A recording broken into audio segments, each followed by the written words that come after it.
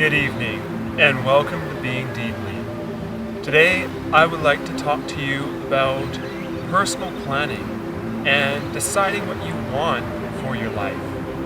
And towards the end, I'm going to incorporate the law of attraction and explain how these things tie together.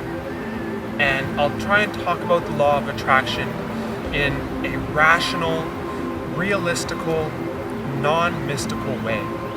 So, to begin, I feel that it's important to have an idea of what you want for yourself, because otherwise you can be living your life and heading in various different directions and getting mixed results, perhaps getting results in life that aren't really meant for you. So that's why I think it's important to get a grasp of what you want your life to look like. And the way I suggest you do this is to write it down. And it's important to write it down with a good old-fashioned pen and paper. That way it'll get more ingrained into your mind and you'll memorize it better.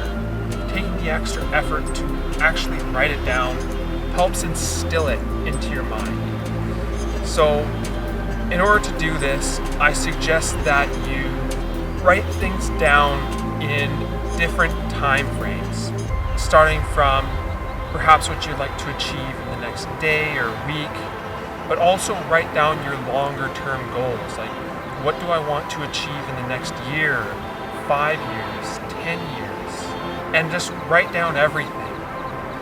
It's okay to change things around later. So while you're doing it, just enjoy the moment and window shop reality and just write down to your heart's content. And then after the fact, you can go through it and decide what's most important and what's more realistic.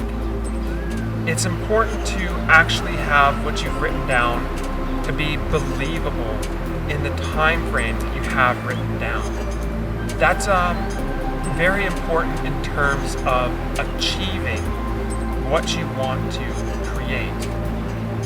And once you've done this, you can just keep it to yourself.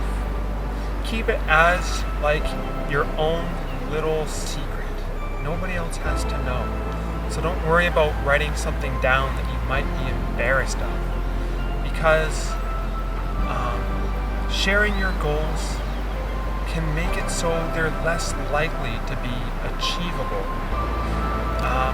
You might think the opposite, as now you have somebody to back you up on your goals or someone to help you commit. But actually I found the opposite to be true. And it's also important how you phrase these things.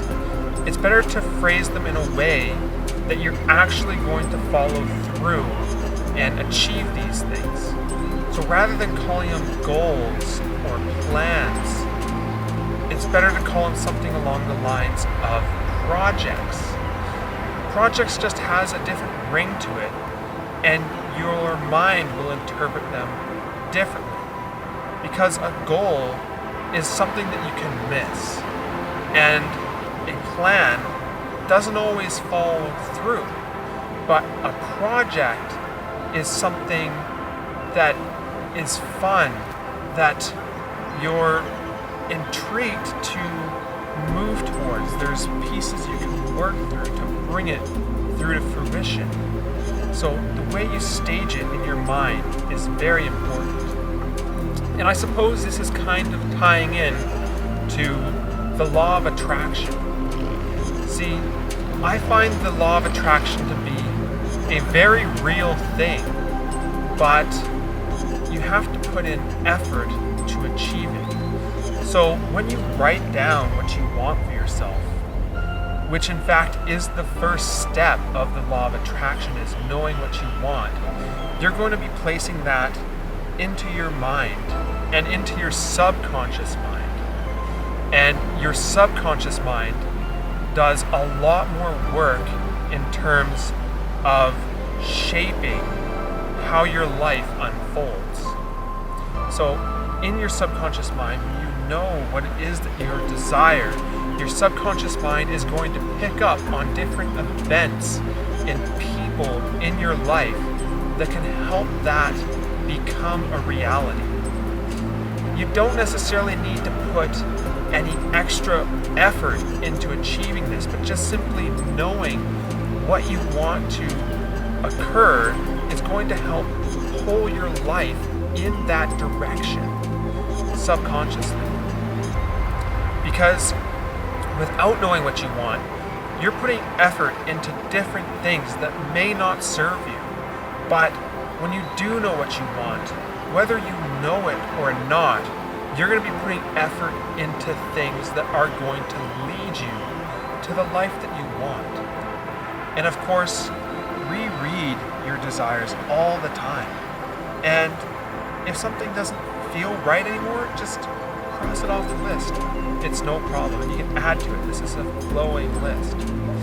And when you do so, it's important to imagine and feel what it would be like once these things become a reality.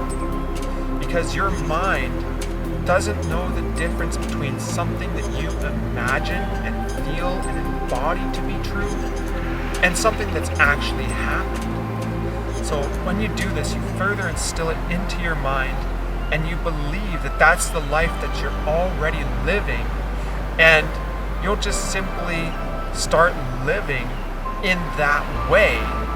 And perhaps the circumstances in your life or the people in your life will notice that, and it'll just help things fall more into place.